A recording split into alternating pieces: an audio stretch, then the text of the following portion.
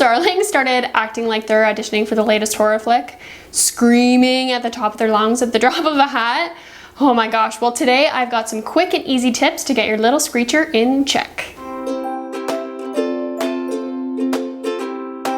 Okay, honestly, this is the worst, right? Like, especially in public, or heaven forbid, if you forget that you've left your windows open, like, ugh, sorry neighbors. So what can we do? First thing, guys, this is totally normal. And I know it sucks hearing that because we don't want screaming in our life. Like, I don't think any of us really want screaming in our life, but it's totally normal. From the age of about 16, 17 months, really when that language is starting to develop and they don't have this sophisticated vocabulary, that's a mouthful right there, to express what they're feeling, screaming gets attention. Whether they're really, really happy or really sad or really pissed off, screaming works. Like, hello, screaming works. Nothing gets an adult's attention like a high-pitched screech. And the real key here, as with all things, it's about finding that middle ground of helping them express their emotions in a socially acceptable way without negatively impacting others. Because we don't want them to just not feel happy or not feel enthusiastic or not feel incredibly, incredibly angry. Those are all normal emotions. We want them to feel those things. We want to encourage them to feel those things, but in a way that doesn't negatively impact others. And another thing really quickly before I dive into my tips, I know everyone loves this part of my videos, but just pay attention to yourself. Pay attention to your own emotional response. Do you start yelling when you get angry? Do you start raising your voice when you get frustrated? Just notice. That's all I'm gonna say about that. Just notice. All right, so say you've got a happy screamer. You know, the ones that are just so excited about everything. It doesn't matter if it's cereal, it doesn't matter if it's going on the swing, it doesn't matter if it's going to school, they're just so excited. We absolutely do not want to squash their enthusiasm for life, but we need to show them that they need to be mindful of others. So what I recommend is always acknowledging what they're excited about, acknowledging their enthusiasm while keeping boundaries in check. One of my favorite things in those situations is I start whispering. Instead of going into like, stop yelling, be quiet, like getting all naggy, I'll just start whispering. I'll say, oh my gosh, that's so exciting.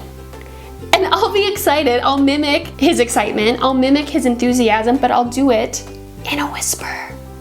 And just naturally, it's amazing how our emotions and our ways of being and our actions are contagious. They really are contagious. It's how our brain works. So if you can just nip that nagging in the bud, like when you feel your inner nag like coming on and your kids are really excited, share in their enthusiasm, but do it in a whisper. And 9 times out of 10, they'll just automatically start whispering too. Give it a try. Just give it a try. You might be surprised.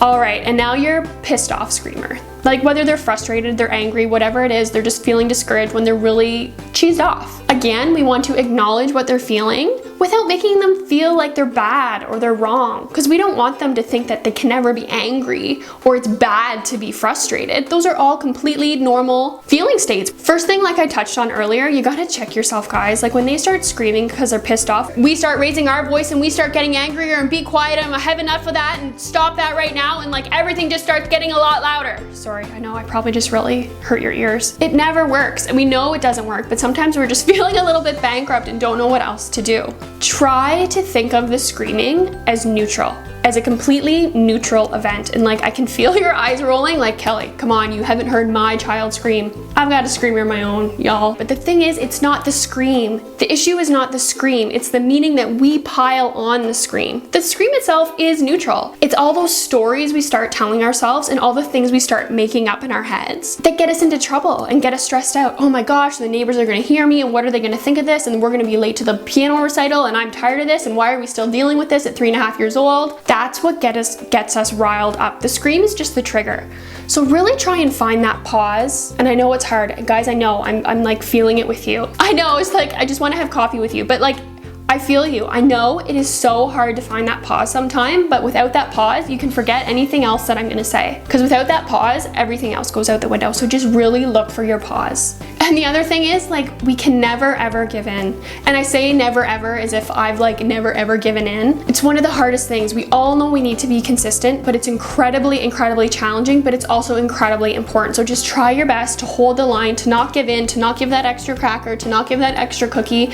Because the thing is, The more we give into the screaming, the more they'll scream because they know that it works. So what does that look like? Holding a line while also setting boundaries without getting upset yourself. It's like all these balls that we're supposed to juggle, right? So really just try getting down at their level, talking to them. Before you even say anything, just acknowledge what they're feeling. You are so angry, you are so upset, you are so frustrated. Before you try to like fix or correct, really try to connect. Always try to be thinking, connecting first with what's going on and seeing things from their point of view. And if you're finding that this is happening consistently every single time you're leaving the park, consistently every single time that you go grocery shopping, just go into a bit of diagnosis mode, because if they're really struggling with leaving the park and every single time pitch a fit, just pay attention to what's going on and what your response is. Are you letting them have 5 more minutes? Or are you sticking to your guns and they're still freaking out every single time you leave the park? And in those cases, and I've done it before too, I'll just say, okay, bud, I can see you are so upset.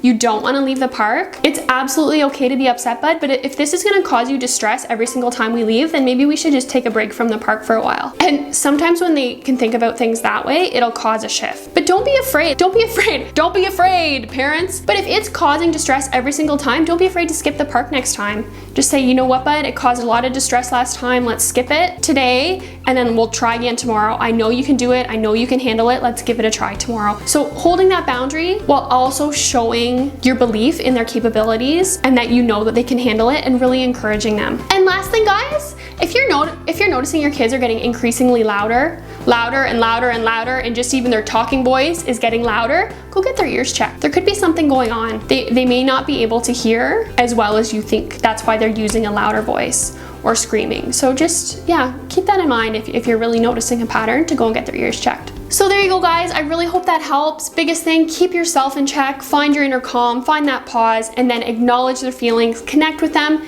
and then move forward positively, setting those boundaries. Don't forget to leave me a comment. Let me know what you thought of this video. And if you have any ideas or questions for upcoming videos, I'd be more than happy to make one just for you. If you're watching on YouTube, don't forget to subscribe and turn on those notifications so you don't miss any videos. And if you're watching on Facebook, I'll make sure to leave a link in the description, and I'll send new videos straight to your inbox.